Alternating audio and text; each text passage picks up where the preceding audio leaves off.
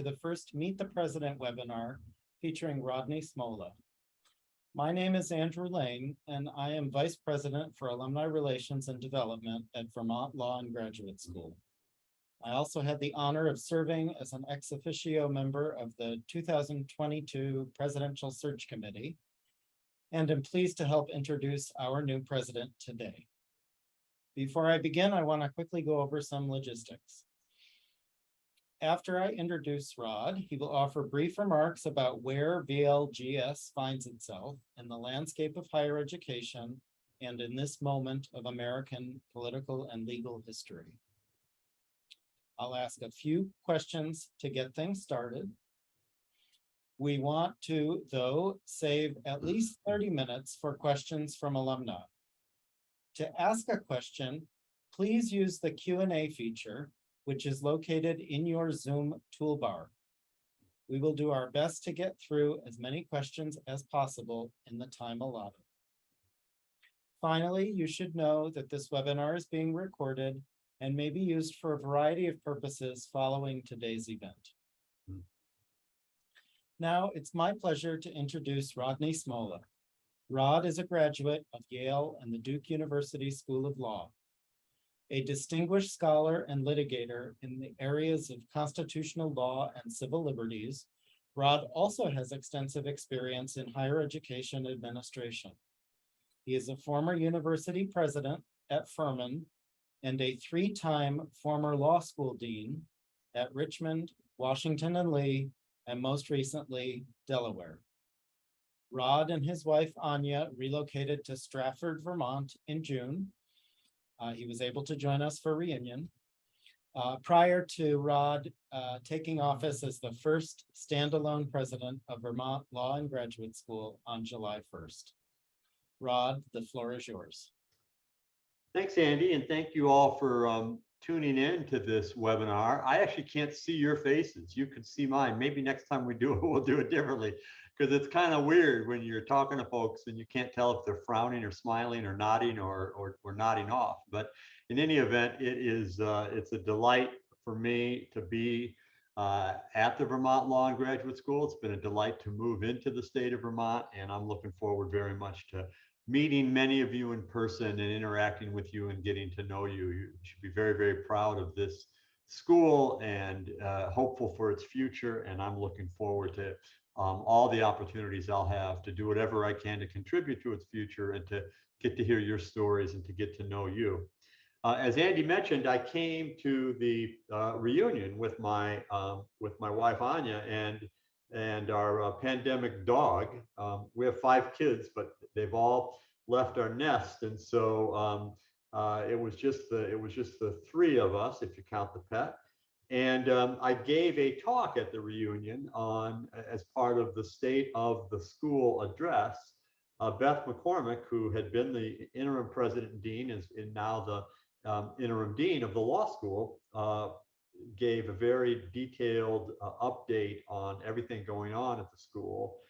But I didn't. I instead decided to talk a little more philosophically about just some of my thoughts on higher education and some of my thoughts on law schools and on the Vermont Law School. And I'm going to do the same thing here, but that doesn't mean you can't ask me anything you want to ask me after I've finished. And what I will say is a few of you may have been at the reunion. I don't know if any of you were, so I apologize if some of this is a bit repetitive. I suppose you could take it 2 ways. You could say the guy needs to develop new material, or you could say, well, at least he knows how to stay on message. So let me share some of these thoughts with you, and then I'll be delighted to have our dialogue.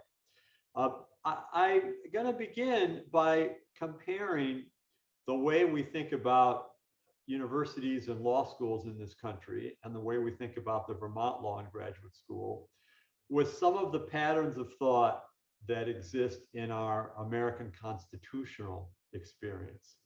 And I suppose this is partly because I am a constitutional law lawyer. I've taught constitutional law for over 4 decades at a ton of different law schools. I've done a lot of writing in it, and I'm a litigator, and I still am active in state and federal courts around the country arguing various kinds of constitutional law issues, and including an argument I did in the US Supreme Court. So that naturally influences who you are and how you think, but I have a deeper thought about it. At least I hope it's somewhat deeper.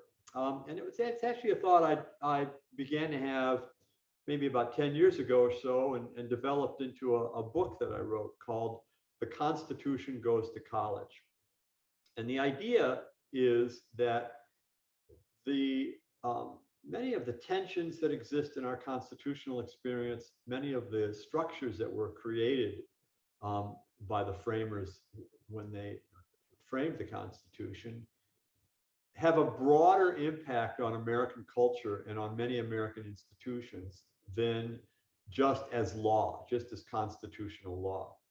And I coined a phrase called the constitutional unconscious, which was a fancy academic-y phrase, kind of channeling people like Sigmund Freud and Carl Jung, to capture this idea that there are certain ways of thinking and tensions that exist in the US Constitution that seep into other aspects of our lives. And in my view, that is the most powerfully evident in the way we think about American universities and American law schools specifically. We are very different in the United States in higher education than any other country in the world.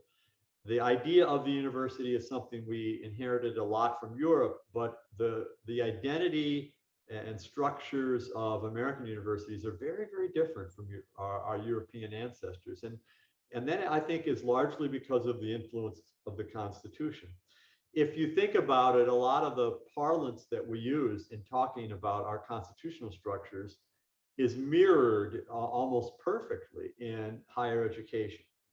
So one of the principal themes of our constitutional law are issues involving separation of powers. And there's a very similar concept of separation of powers that exists in American universities and American law schools. We have roles for boards, we have roles for presidents and deans, we have roles for faculty members and students, and there is a kind of notion of check and balance that exists in higher education that is very similar to our notions of checks and balances in the US Constitution. Of course, one of the most important themes in the Constitution is federalism, trying to figure out what things are to be decided at the national level and what things should be decided at state and local levels. And there's a similar kind of federalist tension that exists in universities and even in law schools.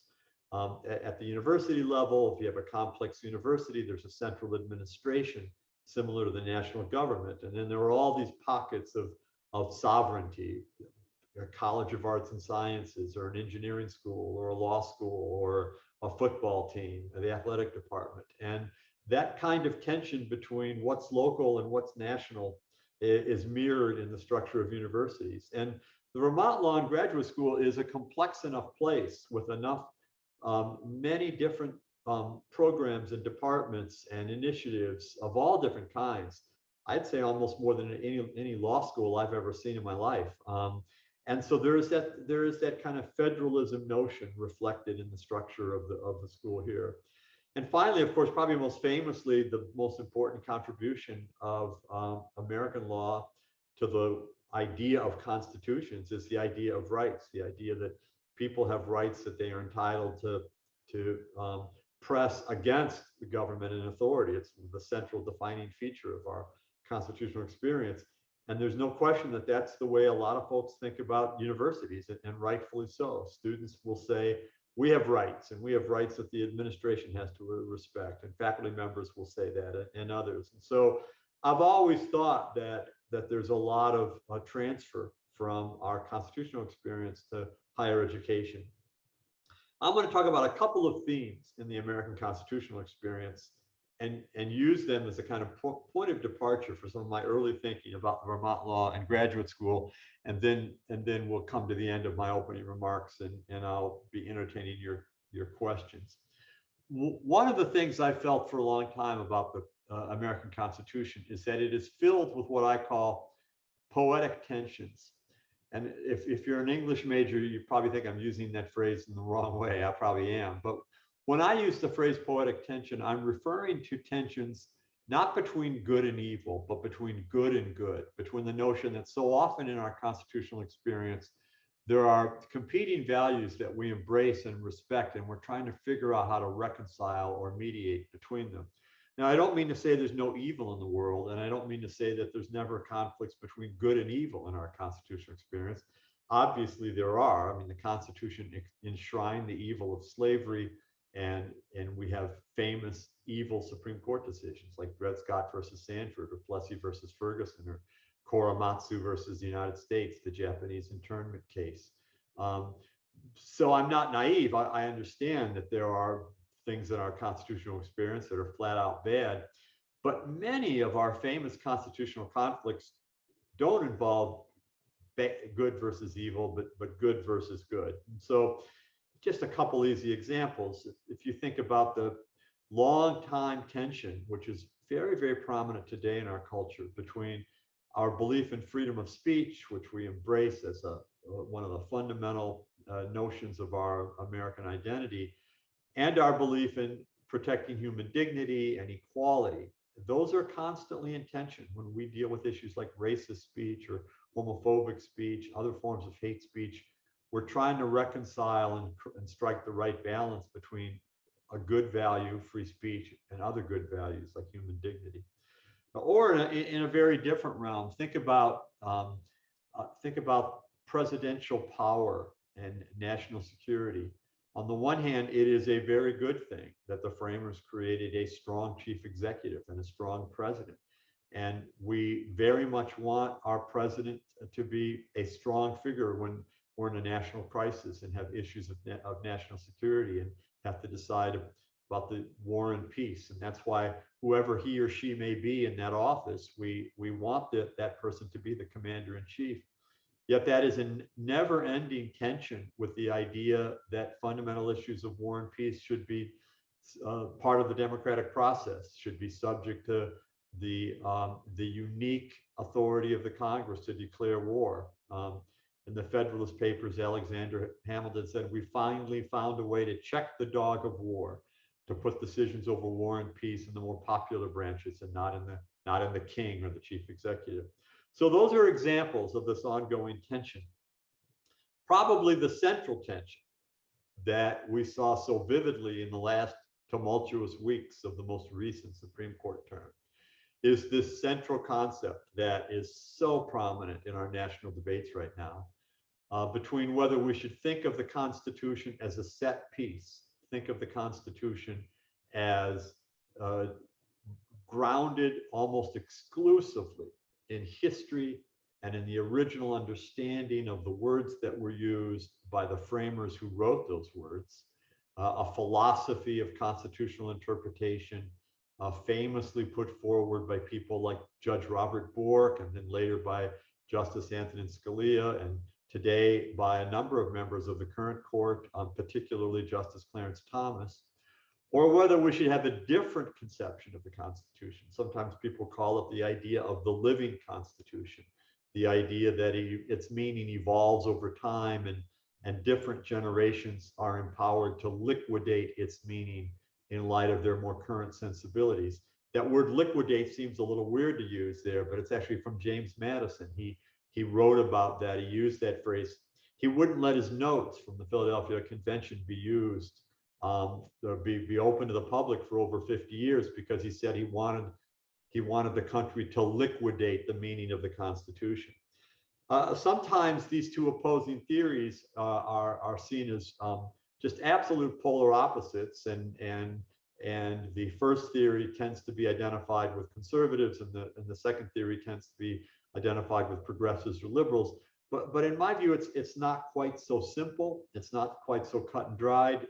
Over time, you see conservatives and liberals sometimes on each side of that divide. And I have often thought that when people talk about it as a living constitution, that tends not to give it the credit it deserves. It can sometimes be used as a pejorative, as a kind of way of sneering at that idea of evolution. And I'm almost done with introducing this theory, but I will tell you the way that I think is a wonderful way to think about it. It allows everybody, in a sense, to be an originalist. and everybody, in a sense, to be a textualist. In fact, Justice Elena Kagan, one of the more liberal members of the court, once said, "We're all textualists." And here is the thought, and it's actually a thought that has been embraced by conservatives from time to time. It's that we should be faithful to the concept that the framers adopted, but that's not the same thing as being faithful to their conception. And what I mean by that wordplay is the concept is the principle. The conception is what was going on in their brains at the time they wrote it and how they would have understood application of the principle at that time. And so you can say that they may have created principles to guide us, but that doesn't mean that we should be bound by the way they understood them at the time. In Justice Anthony Kennedy's famous Obergefell decision, the same-sex marriage decision, he conjured this idea. He said, it is the nature of injustice that it's often not visible to those in their time. But I will share two of the more famous conservative jurists invoking this principle in ways that might surprise you. In a Title VII case, so it wasn't a constitutional law case, it was a Civil Rights Act case. It involved the question of whether same-sex sexual harassment was or was not something that Title VII prohibited. And Justice Anthony Scalia wrote the opinion, and he said, it is prohibited under Title VII. And he said, I understand that at the time that law was passed, members of Congress couldn't have dreamed that it would be applied to prohibit same-sex sexual harassment. But the fact is, we've held correctly that sexual harassment is a form of sexual discrimination. And it doesn't matter whether it's male on male or female on female or male on female. It doesn't matter what the combination is. It's still sexual harassment. Actually, a very liberal, progressive result. And Justice Scalia, in that opinion, talked about the difference between what the folks who wrote the law in 1964 might have thought and what the principle was in the words that were enacted. And then much, much more recently, a couple of years ago, in a huge landmark Title VII decision, in an opinion written by Justice Gorsuch, another modern conservative to be sure, dealt with whether Title VII prohibits discrimination based on sexual orientation. And he said the same thing that Justice Scalia said. He said, I totally get it that in 1964, those senators and congressmen and the president never dreamed it would be applied in this way. But the words they wrote were words that prohibited sex discrimination, and all sexual orientation discrimination is automatically a subset of sex discrimination. All right, enough common law. You'll see I'll use any excuse I can to do a common law class instead of doing what I'm supposed to do. So let me apply it to some of my thoughts about the future of the Vermont Law and Graduate School. We have this magnificent new strategic plan, and I'm a deep believer in it. You may have questions about it, and I'll do the best I can to answer. But I think it's the charter for the future. It was forged out of crisis, just like the Constitution was. I think it's comprehensive, it's thoughtful, I believe in it, I'm sure it will work. So that's the originalist position. But I'm a believer that you got to be able to call audibles, just like the quarterback's got to be able to read the defense and change the play. Just like you got to make, adjustments at halftime. If your coach is interviewed at halftime of a game, they say, what are you going to do to, deal with the fact that you're 15 points behind at halftime? We're going to inevitably be making adjustments, and that's going to be the living Constitution part of our strategic plan. We're going to find things that are working well, find things that are not working so well. We're going to see new opportunities. And so don't be rattled and don't be dismayed if a year from now I'm talking to you all again and I say, well, we've made some adjustments in the last year in light of the experiences that we've had. That's normal. It's healthy. It's good for us. And I'm both following the roadmap, but I think it was Yogi Berra, the great American philosopher, who said, when you come to a fork in the road, take it. I think he also said, if you don't know where you're going to wind up somewhere else. So we're gonna have that flexibility. I also want to talk a little bit about a attention. I won't spend a lot of time on it. I talked a lot about it in the talk that I gave, but I'm going to cut it short today. Between obsession with how the world perceives you, which we all have, we all care about our reputations, and a sense of compass, a sense of individual belief that you have confidence in your belief structure no matter what people think. And in a healthy person and in a healthy organization, you're inevitably going to have some of each. Of course, we all care about our reputations, and institutions care about their brand. I'm a lawyer that does a lot of defamation law, and I often represent plaintiffs who've had their reputations hurt. I also have a treatise on lawyer advertising and marketing, so I understand the importance of reputations to people building a law practice. But at the same time, it can't be everything. And there are times when you've got to say, I know people, some people may think ill of us for this or not, or this may not always play in the market, but we have to have certain things we believe in and be true to that. One of the reasons I took this job is that I didn't think this was just any law school or any law and graduate school. It's a school that has a deep commitment to certain values. Obviously, things like its longstanding commitments and excellence in the environmental realm, more important today than ever in world history, and its commitment to restorative justice and more broadly social justice. Those are enormously important parts of our value system. They always should be, and we have to be always cognizant of the balance between doing things to aggrandize the market and our reputation, which are enormously important, and doing things because we believe in them and embrace them. My final thought, my final point, is the fascinating connection in American law and society between law and policy. As I mentioned in my talk a few weeks ago, a lot of times people from outside the United States are able to see us with amazing insight. And one of the most famous examples of that is a classic American book. I got it right here. Got it right here by my side. It's called Democracy in America. It's a famous book by Alexis de Tocqueville, a 19th century book. And he wrote one sentence in there that I've always thought amazingly prescient for our world as lawyers.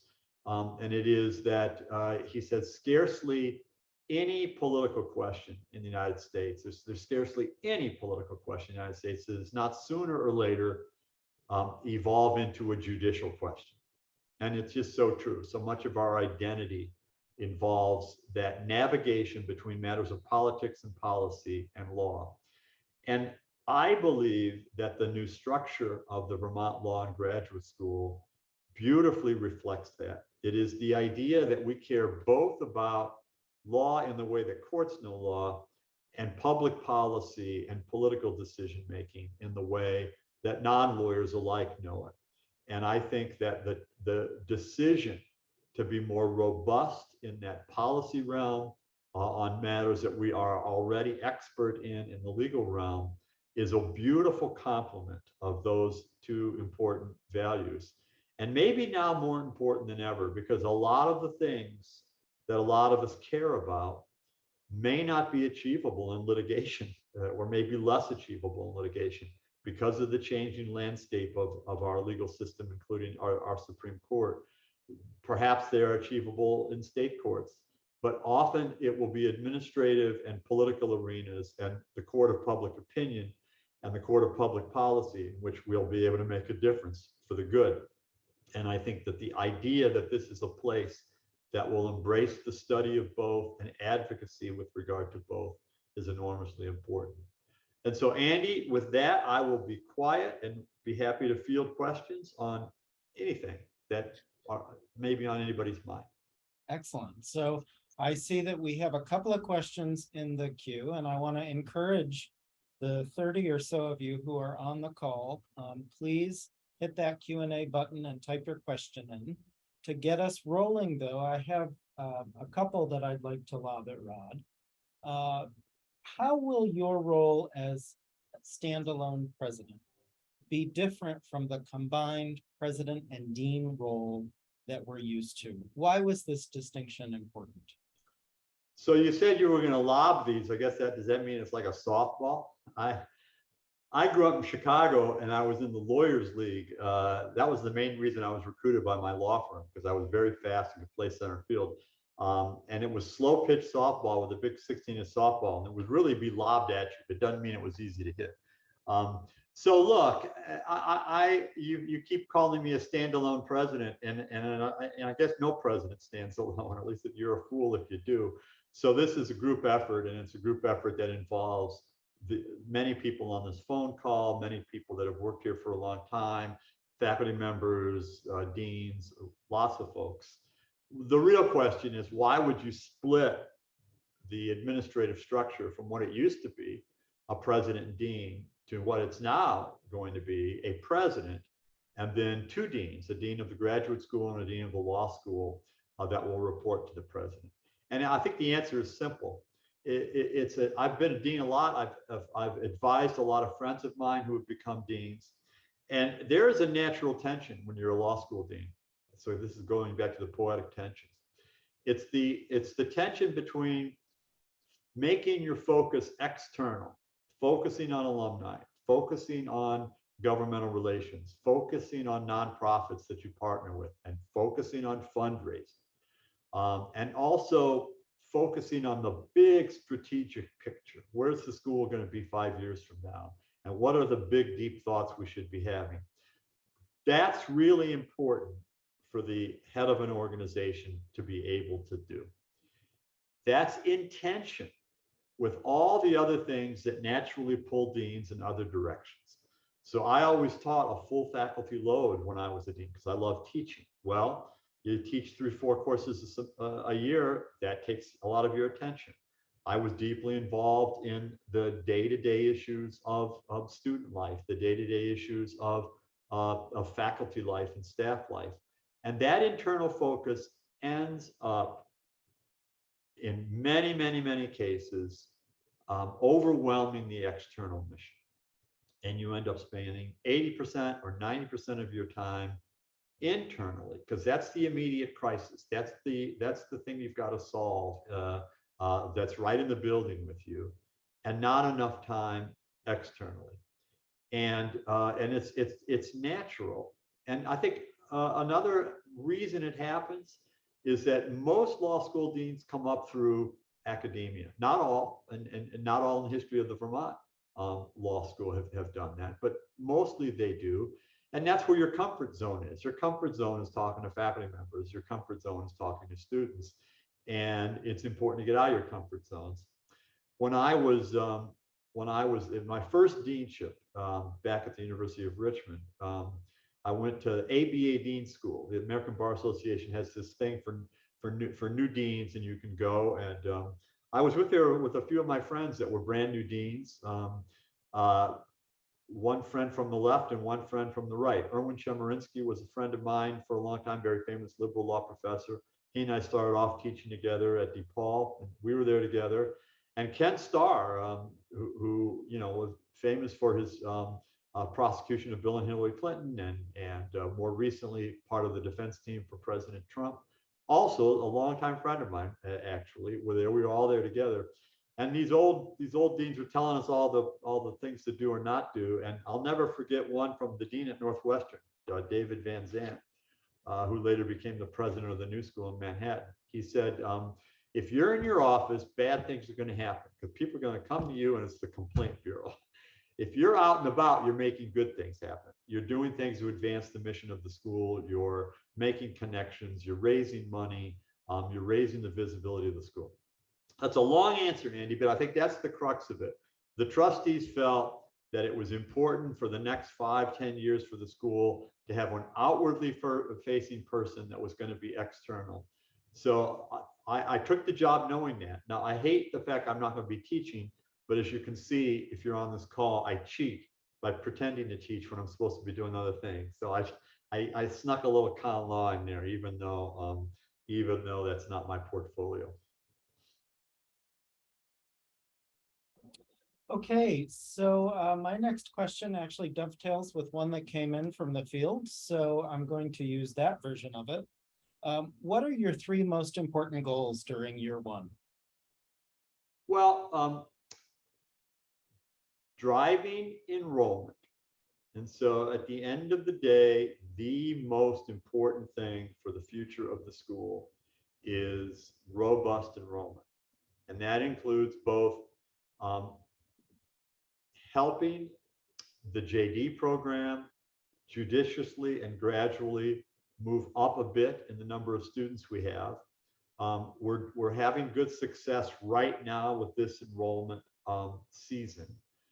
We want to be careful that we don't grow the JD program promiscuously, because it's the check and balance there is the enormous importance of having a very strong first year bar pass rate. And so we have to always be in balance between our natural desire to have more students and the importance of having students that we're confident will be successful in law school and pass the bar exam. I've spent a lot of time in the last few years doing enrollment matters. We just finished we just finished interviewing 3 candidates to be the next head of our admissions efforts. I made an offer to one of them this morning. I'm hopeful that that person will take it. But I said to the candidates, this is not going to be a deal where I say, okay, you're in charge of bringing us students, and I want to see results, and I'll see you in 6 months, show me how well it's going. I'm going to be there with that person, helping to be a recruiter and sell people on the idea of coming here, and helping with the strategic processes, how we do that. We also have our master's programs, our LLM programs, new programs that we are envisioning involving certificates, so a potpourri of non-JD programs. And those are harder for law schools to market. I know we're the Vermont Law and Graduate School, but marketing for graduate programs and non-JD programs is a somewhat different animal. And I'll be putting a lot of effort into helping us think through the best way to do that and to make that more effective. So that's enormously important. It's a very high priority, and it's something that I'll be pushing on a lot. There's 3 or 4 other things I'll talk about. I'm just gonna that are gonna be priorities. I'll just pick 2. One is one that might surprise you, might not. It is student housing. You all probably remember from your times here that housing's always a bit of an issue, and it became more acute after the pandemic because our students vacated the housing they would have otherwise had, and a lot of that housing then became populated by others, and so it was a kind of squeeze play. We actually about 2 weeks ago had 20 incoming students that couldn't find a place to live. I mean, within an hour, and we've managed to fix that for the most part. It's a smaller number now. 7 or 8 are still looking for housing, but I think we need to address it institutionally. And so there are ideas out there for us building some housing or partnering with the developer to build some housing. I think it would be tremendous in terms of admissions, tremendous in terms of the quality of life of our students, helps us internationalize to a great deal more easily if we have international students coming, particularly over the summers. So that's going to be a major priority. And then finally, won't surprise folks, fundraising and encouraging our alumni to be generous, encouraging them to contribute to the annual campaigns, cultivating major donors, and trying to do make sure that there's the philanthropic support that the school needs for its future and deserves given its proud history. Great. So in June, we announced a series of big changes at the school, including a new name, separate graduate school for new master's degrees. And I think people would be interested in hearing your thoughts on, is this the natural evolution? Were we always destined to move in this direction? How do we make sure that these nifty new master's degrees don't dilute the law school? What your thoughts are? Yeah, so in a way, you've already heard me make some points that are responsive to that. I mean, intellectually and substantively, I think, as you've already heard me say, the policy focus that many of these new programs will have is a natural complement to our traditional legal mission, and there's a natural synergy between the two. So I'm on that score. I think it is very sound and very good for society and good for the future of the school. You've been internal, Andy, so you've heard me say this a few times. I don't like it. It's always a little bit of a turnoff for me when a new person comes in and they talk about the last place they were at and how everything was done there, because it can be insensitive to the way things are done at your new place and make it sound like you're a know-it-all and everybody should do things the way you've done it before. So I'm very sensitive to that. And some of you know the Johnny Cash song, I've been everywhere, man. I've been everywhere. I've been everywhere. I think I taught at 12 different universities. And so I've seen things done a lot of different ways. I happen to have seen some of our sister law schools be very successful at entering the space of non-JD programs. And I've been a part of that effort. And I think it can be done. As I've already mentioned, it takes a different kind of recruiting, a different kind of marketing, but I believe in it. And I think it will be really important to the future of the school and offers a lot of opportunities for the future of the school. Last quick thing I'll say, because I know that Beth McCormick or Jenny Rushlow, Beth is the interim dean for the law school and Jenny is the interim dean for the graduate school. They would both say this if they were here. They'd say, to some degree, we've already been doing this. That a lot of these programs exist already. So to some degree, this is a continuation of what's been happening, particularly in recent years. But I think they'd also say that it's not just taking what we're doing, the same old, and putting new names on it. The strategic plan really is ambitious in making a lot of these new programs very robust with large student populations and significant faculty on their own. And I believe in that, or I wouldn't have wanted to come here and take the job. But it will be a work in progress. It's going to take a while, and it's going to take 2 or 3 years for a lot of these things to really be up and rolling. Okay, we have a bunch of great questions in the queue. I want to encourage people to continue writing in. We've got plenty of time to knock through them. We're going to turn now to a perennial subject of interest, which is rankings. And I'll read the question for you. What are your thoughts on the environmental law school rankings? So this likely means the US News legal specialty rankings for the environment. Do you think the school needs to do anything to address its ranking, which has dropped in recent years from 1st to 5th in the specialty? If so, what do you plan to do? If not, would you stop participating in the rankings? No, I don't think we'll stop participating in the rankings. I think I don't like them. I think that they're a bit artificial. Everybody likes them when they're high, and they don't like them when they're low. It's just like the rankings for the NCAA tournament in basketball. But I listen. They're obviously enormously important. They're important to our identity. The fact that the Vermont Law School was #1 in environmental law for a long time was one of the signature features of the law school's identity. And I would like us to be #1 again. What does that take? I think it takes a blend of substance and promotion, a bit like the inherent tension that I talked about before.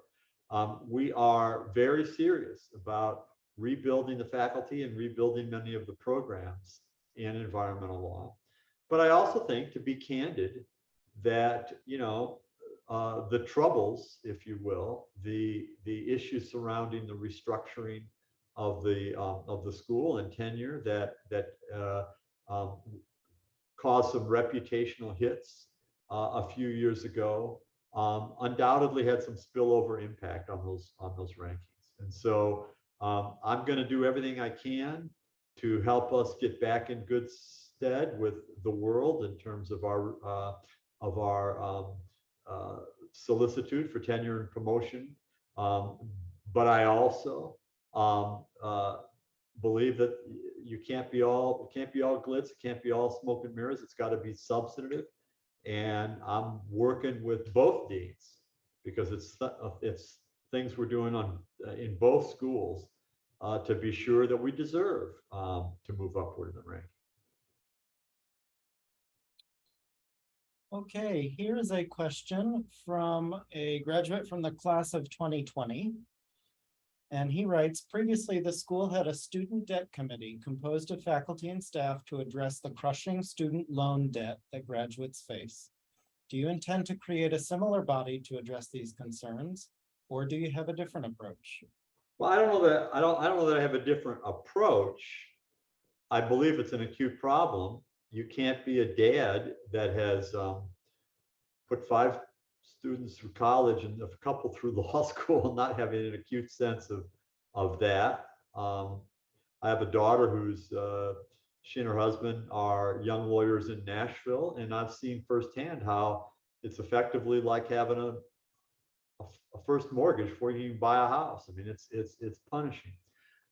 I don't have an answer to the specific structure, whether it's the sort of thing that we should do through a new committee or a task force or some blend of folks thinking about it. But I can assure the recent graduate that I understand it's the problem. I understand it's particularly critical at a school like Vermont Law and Graduate School, where a fair number of our students enter into arenas of practice that are altruistic, but not necessarily the highest paying. And so that it's particularly important there. And so I don't have the magic solution to it, but I am committed to taking it seriously and to helping us do whatever we can to alleviate that debt upon graduation. Here's a question from a member of the class of 1980. Aside from rankings, what do you think the focus of the environmental law program should be moving forward? And specifically, how will or should energy issues be incorporated into that focus? Well, they're incorporated now and they will be in the future. I think that structurally that may move much more from the law school side of things to the graduate school side of things. But I mean, I'm not an environmental lawyer and I'm not an energy lawyer, but I'm enough of a citizen to understand and enough of an educator and leader to understand that, to my mind, what I would call the kind of classic pure branch of environmental law and energy law are inextricably intertwined. I mean, it's the way that we power a society that has an enormous influence on the health of society, the physical health of society, on our air, our water, on global warming, and so on. So I do think the two are inextricably intertwined. Obviously, there are areas of difference. A lot of energy law and policy deals with economic matters in terms of how those systems are structured. That's not my area of expertise. I will say that the what's on the drawing board for the graduate school particularly contemplates a robust and diversified collection of courses and interests and subspecialties, including things like environmental justice and global environmentalism. So I'll say one other thing too. There's nothing wrong with leaving areas of expertise to the experts. And I'm never going to stand and pretend like I know environmental law inside and out. But you don't have to know environmental law inside and out to be a champion for the cause, to be someone out there helping with fundraising, helping with grants from federal and state agencies, from nonprofits, and so on.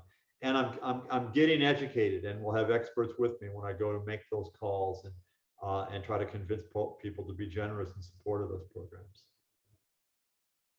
So you mentioned the non-JD students. What kinds of subjects would the non-JD students, so the master's students or non-degree students, be studying, and where do you see the focus going? So I think there's two sorts of things. One are they are studying law or the intersection of law and policy, but not in order to practice law. So they want enough competence in an area to go work for a governmental agency, a non-governmental organization, a corporation, and they need enough legal training to be able to help in that arena, but they don't need the sort of legal training you need to practice law. So that's one. Quite different will be a much more pure and graduate school sort of approach to public policy. So the sorts of things one would do in graduate school, in a public policy school, dealing with social science issues or science issues, things like understanding quantitative analysis and other tools that are prominent in graduate schools that are at research universities will be an important emphasis. Some of the new programs we're talking about will be really truly public policy programs. And I think that means that there will be faculty members who will be PhDs in those public policy arenas and not have law degrees. And that some of the courses that one would take would be the kinds of courses you would take in a master's program or in a PhD program at a research university dealing with these kinds of subjects, things like environmental science and others. So obviously we have all been dealing with the pandemic and attempting to continue to teach students during the past 2 years. And we're at a different point than we were, certainly in March of 2020. But alumni had not been able to come back to campus without providing things like proof of vaccination and boosting or complying with masking policies. I wonder if you could just sort of reflect on where you think we are as an institution on this subject, and if you see light at the end of the tunnel. Well, I know that people are divided a bit around the country on these issues and have different views on how aggressive institutions should be in things like requiring masking or requiring proof of vaccination. I'll tell you where I'm at. I'm a partisan. I'm on the side that believes that institutions should be rigorous in those health requirements. And so I was tough at the last place I was at in enforcing the masking rules there. I was tough on enforcing the vaccination rules there. I appreciate there are people that disagree with it, but I think that I am not going to be somebody trying to roll that back or soften it. Now, as a country, we're evolving as to what we need. And unfortunately, that evolution is not linear. It tends to go up and down and up and down and up and down. We're now in the middle of some of these new surges in which the symptoms may not be as bad, but the transmissibility is very severe. I have a case pending in California where I'm a lawyer, and it's in the Ninth Circuit. And I can just say that some of you may be here from California, but a number of the California courts just in the last 24 hours reinstated some of the COVID protocols that they had released. Right now, we had a meeting on it here at the Vermont Law and Graduate School this morning. Right now, we're continuing our existing policies, and the existing policies here, if you're interested, for those within the community, masking is not required, it's optional. I'd say about a fourth or so of the folks I walk past are wearing masks here right now. They may have sensitivities, or they may be worried that they themselves could be transmitting. But we do have a sort of courtesy notion. If you come to a meeting and you feel uncomfortable unless everybody is masked, then everybody will put their masks on for you. And we're required to, be fully vaxxed and boosted and upload our cards. I've done that. My wife's done that. So that's what's going on here. We require visitors to be in compliance with those rules, and I think we'll continue to. But we'll continue to get our guidance from health authorities. And to the extent society itself eases up on this, let's hope it does, we will ease it. But I think we'll be pretty much following the guidance that the school's been following for the last couple of years. And I know some folks may not be happy with that, but that's where we'll be. Great. Now a question about location. So where will most of the programs be taught? Soro, Burlington, or virtually? And yeah, so I can't get used to saying Soro. I know you keep. First time you said that to me, I said, "Where the hell is that?" I thought that was in Greenwich Village or something. But anyway, so look, I'm of the view that the heart and soul of the school will always be South Royalton. I know there was a debate over that, and I know that there were some folks on each side, but it's over and it's been decided, and that's the campus, and that's where almost all of you that are listening spent your time, and that's where you'll come back for reunions, and that will undoubtedly, in my view, be where we will be. We are leasing space in Burlington. I just went over the final version of the lease today, and we will be housing some satellite programs there, and we'll be having a kickoff with regard to some of those in a few months. And our hybrid program will be in which persons largely get their JD degree online, but do come to Vermont for certain periods. We'll have a headquarters there. And I think that's perfectly healthy. And it's not a signal that we're flirting with Burlington or may move to Burlington. Lots of law schools have satellite programs in places other than where the main campus is located. And it's particularly common to have them if you are not in the capital city of a state. And some schools have satellite programs around the world and in all sorts of different venues, or in places like DC. So I'm a believer in that, and I think it's healthy and it's good to have a presence in Burlington, but the center of gravity will be South Royalton. so related question, does the new institutional structure demand more infrastructure or overhead? Yeah, it's a great question. To some degree, yes. I mean, the very fact that you've now got 2 deans and a president is itself an infrastructure investment. Some of the schools, particularly the graduate school, will have sub-entities, sub-academic units within them that will require some leadership. So yes, to some degree. Now, here's the counter. The Vermont Law and Graduate School is a relatively lean administrative structure. And I'm a believer that you can do a very good job with a lean administrative structure. I think that when you're investing in people, you want to invest in people that are advancing the educational mission as directly as possible.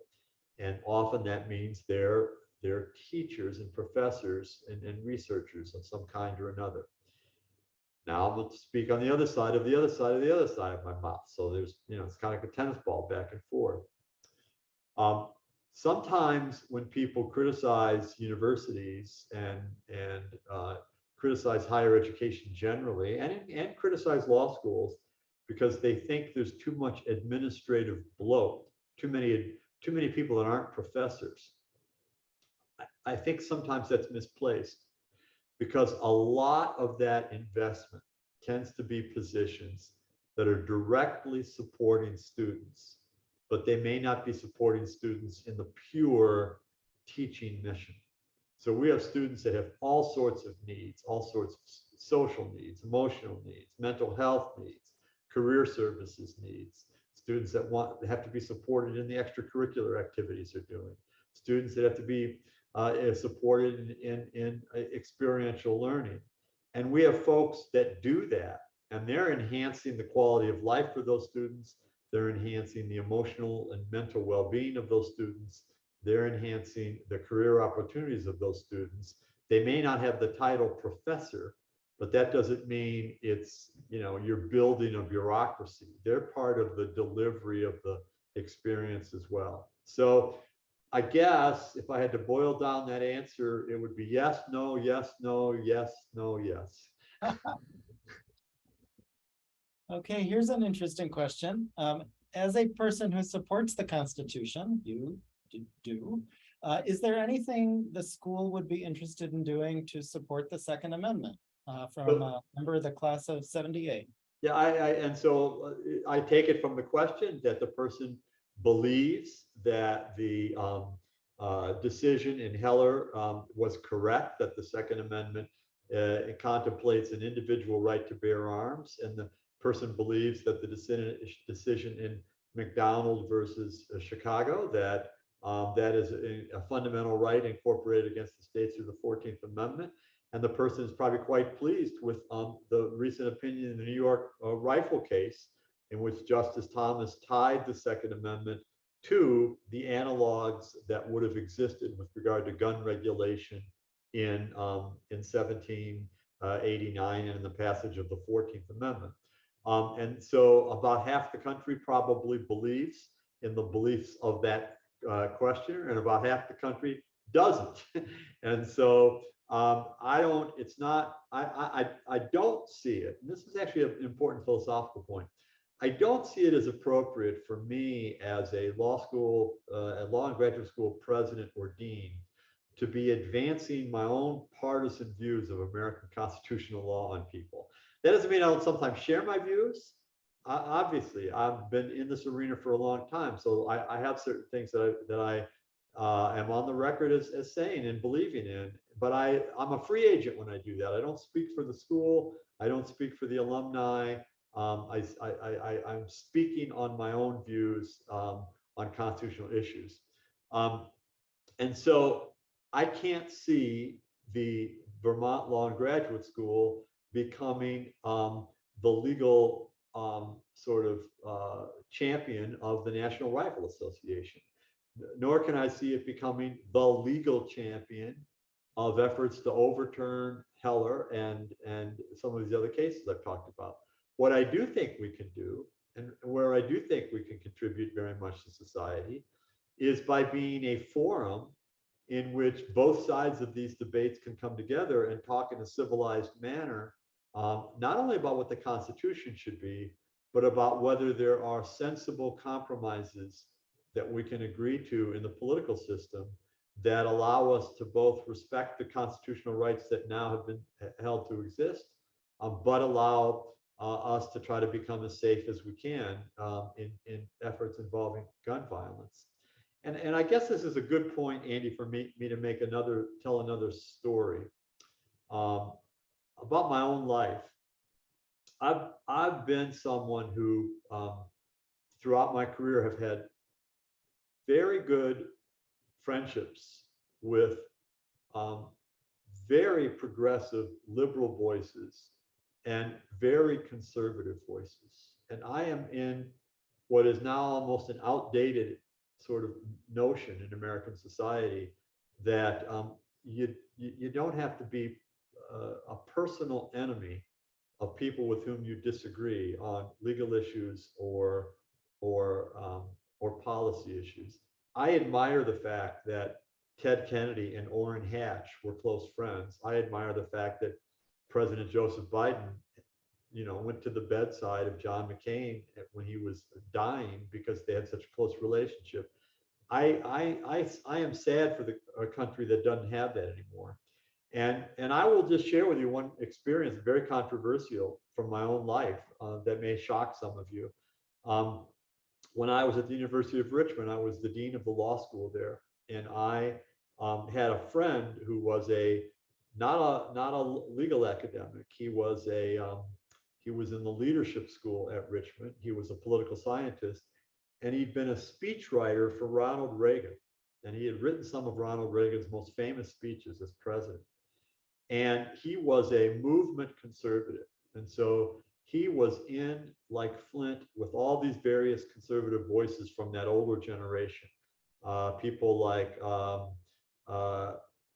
Edwin Meese, who was Attorney General, and Margaret Thatcher, who was the prime minister, but a movement conservative in England.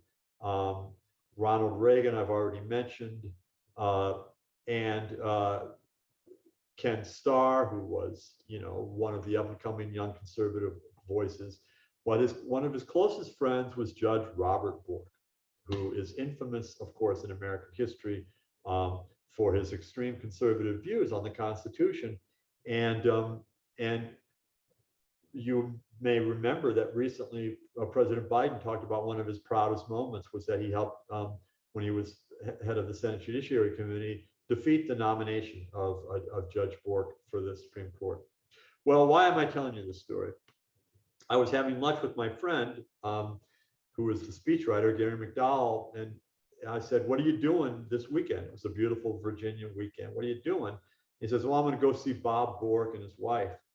And I said, "Who?" And he said, "Bob Bork." I said, "You mean Judge Bork? You call him Bob?" And he goes, "Yeah, yeah, yeah." And then I put it all together and says, "Oh, of course, you guys all know each other. You'd all be friends." I said, "What's he doing these days?" And this was after he had been defeated for the Supreme Court. And Gary said, "Well, he's doing all these gigs at conservative think tanks." I go, "Really, really? Why isn't he teaching at a law school?" And my friend Gary said, "Well," I said, "Why isn't he back at Yale Law School?" And my friend Gary said, "Well, he's been blackballed by American academia. There's no law school in the country that would hire him." And so stupidly, probably, I blurted out, "Oh, the University of Richmond will hire him. Why don't you ask him if he wants to come here?" And Gary laughed at me. And I said, "No, seriously. He's a famous American intellectual. He's argued 40 cases in the Supreme Court, was a U.S. Marine, taught at Yale for 20 years. Is it not permissible to have a conservative on your law faculty, even though I probably disagree with everything he's ever said?" And so Gary came back to me after the weekend. He said, I asked the judge about he says he knows who you are. He likes your writings and stuff. He says, but there's no way he would ever do it because he doesn't want people to throw tomatoes at him. And I said, "Well, nobody's going to throw tomatoes." He says, "Oh, yeah, yeah. He's going to be mocked and jeered." I go, would you ask him if I could come up and have lunch with him and try to convince him?" So a week later, I get the message. He's always happy to have somebody buy him lunch. So I drive up to Washington to meet him. And I convened the Richmond Law Faculty, which was hyper liberal. There wasn't a person that had voted for a Republican in their lifetime. And this was Richmond, Virginia. But even there, it was very liberal law faculty. And I said, "You're not going to believe this, but I think we could maybe persuade Judge Robert Bork to come join our faculty as a visitor, as an adjunct, or something. But I need you to say yes. And I know you all hate all of his rulings on everything, but I implore you to have a concept of academic freedom and respect it. It would be fascinating for our students to have someone like this if we could persuade him to come." And to their credit, they voted unanimously to pre-authorize me to go make an offer. So then I went to the university president and said, "I know that you may lose your job if we hire Robert Bork." I was sort of joking, but I said, "I know there are people that will give you hell for it, but if we believe in discourse in this country, we have to have a place where conservatives and liberals can talk with each other." And to his credit, he said, if you can pull it off, do it." So I go to have lunch with him, and we instantly hit it off because we were both lifelong Chicago Bears fans, and he loves football. He loved the fact that I played football at Yale. And I put the pitch to him, and he said, "No way, I don't want people to throw tomatoes at him." And I said, "Okay, I got a deal for you, Judge. Why don't we teach the course together? They can't throw tomatoes at the dean. They're not gonna mock you and jeer you if I'm in the room. Why don't we go and do a course, and we can talk about abortion and Roe versus Wade and presidential power and the Saturday Night Massacre and affirmative action and all the things you care about.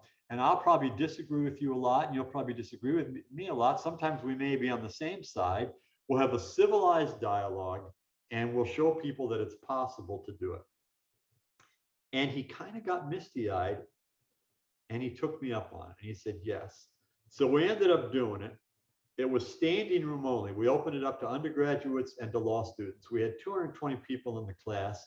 Guests would come in. Every movement conservative from 300 miles wanted to go see their hero. And he and I had it was one of the most interesting educational experiences of my life. Students often battled him on these issues, but they did it respectfully. The only fight he and I ever had was he was a hard smoking, hard drinking guy, and he loved to go out after a 2-hour class and decompress. And the first time we went out, he and our wives went out, 4 of us, and I made the mistake of ordering a Grey Goose martini straight up with a twist.